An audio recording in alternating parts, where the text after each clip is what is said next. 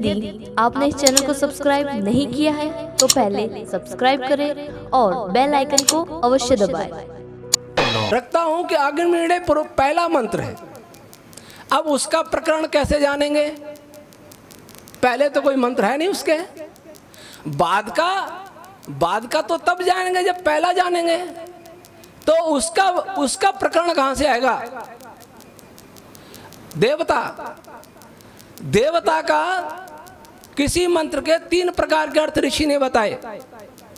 जहां सर्वज्ञ आदि गुण हो, सर्वज्ञ सर्वव्यापक चेतन, वहां अग्नि का अर्थ परमात्मा होगा। लेकिन चेतन हो लेकिन सर्वज्ञ आदि नहीं हो तो जीवात्मा होगा। सेनापति हो सकता है, राजा हो सकता है, आचार्य हो सकता है, विद्वान हो सकता है। लेकिन जहां जड़त्वादि गुण हो वह भौतिक अग्नि होगा।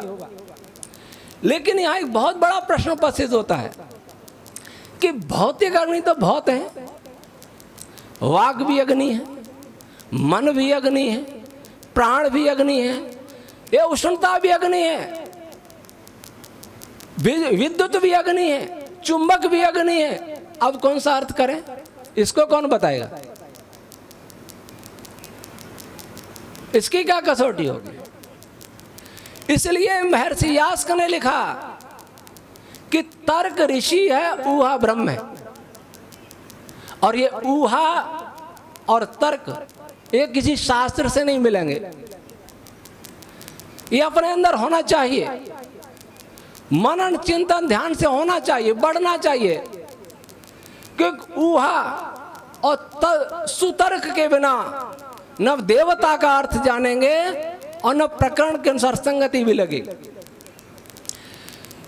ऊहा और तर्क के बिना व्याकरण भी काम नहीं करेगा। जैसे मैं वैज्ञानिक को कहता हूं ऊहा तर्क नहीं होगा तो गणित की गणनाएं विपरीत परिणाम लाएंगी और ला रही हैं।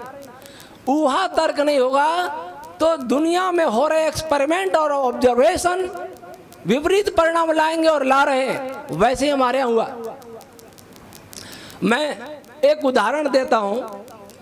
वायवा दर्शते में सोमा अलंकृता तेषां पाहि श्रुधि हवम, ऋग्वेद के पहले मंडल के दूसरे सूक्त का पहला मंत्र। अब इसका समय नहीं बताता, लेकिन महर्षि यास्क ने जो भाष्य किया है उसका बिल्कुल ठीक अनुकरण किया है आचार्य सायण ने। लेकिन ऋषि आनंद ने अलग किया।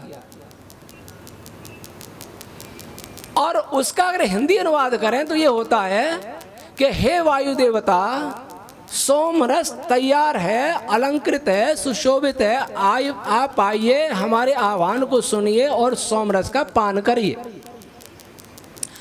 यही अनुवाद होगा जो महर्षि यास्क ने निरुक्त में किया है। और यही वैसा का वैसा लगभग सायण ने किया है और निरुक्त को उद्धृत भी कर दिया है। और यही सब जगह मिलेगा। लेकिन महर्षि दयानंद जी ने इसका भाष्य क्या किया? 2 तरह का किया। मैं केवल आदि दैविक बता रहा हूं।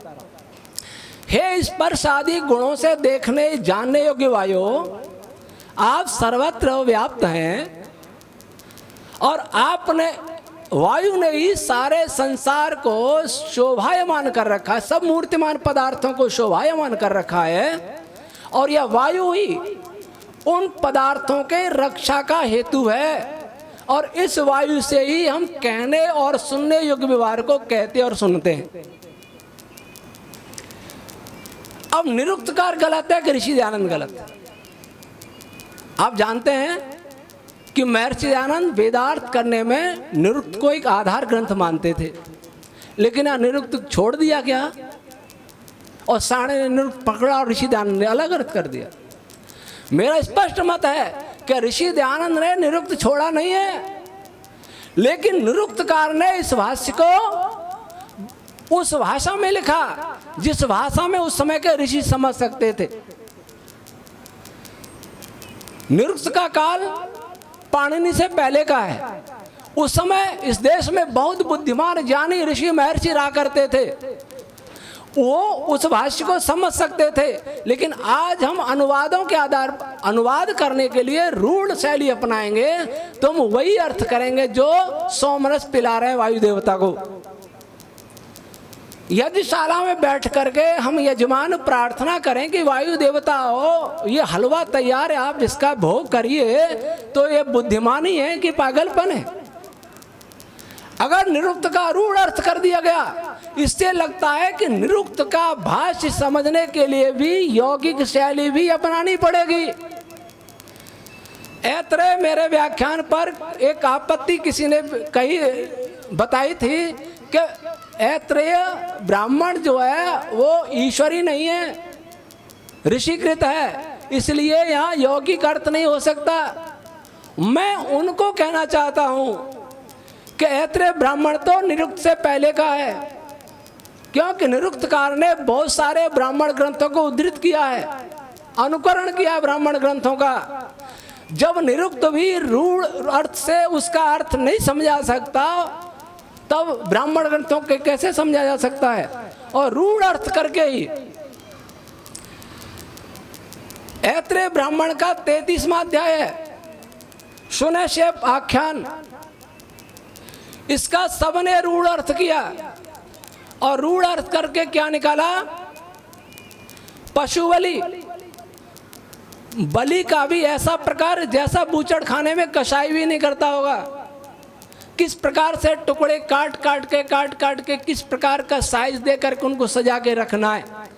और 31वां अध्याय बता रहा है कि उन टुकड़ों को किन किन को देना है।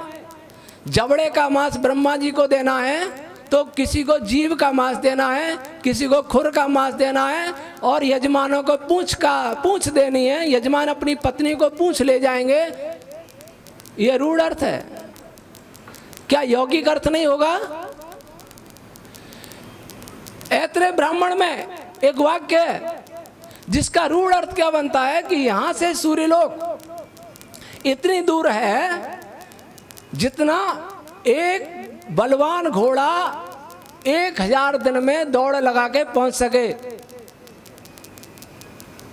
क्या ये भाष्य युक्ति संगत लगता है? क्या स्वर्गलोक?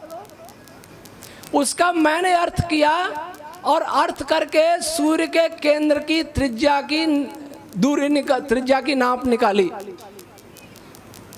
वैज्ञानिक, दुनिया का कोई वैज्ञानिक, नेट पर आप सर्च कर लीजिए, सूर्य के केंद्र की त्रिज्या की फिक्स नाप दुनिया का कोई साइंटिस्ट नहीं बता सकता। मैंने भाभा के नहीं, टाटा के वैज्ञानिकों को एक को फोन किया कि आप इसका रेडियस निकाल के रखिए, मैं आ रहा मुंबई। उन्होंने निकाला 1,66,000 समथिंग। 66,000 का मतलब समथिंग का मतलब है कि 400-500 ऊपर नीचे हो सकता है। अब मेरे से बोले स्वामी जी आपका क्या है? मैंने कहा मेरा 1,50,545 किलोमीटर का ऐसा फिक्स। आश्चर्य पड़ गया, फिक्स। वो इसी से निकाला 1000 दिन में घोड़ा पहुंचे। मैंने कैसे अर्थ किया?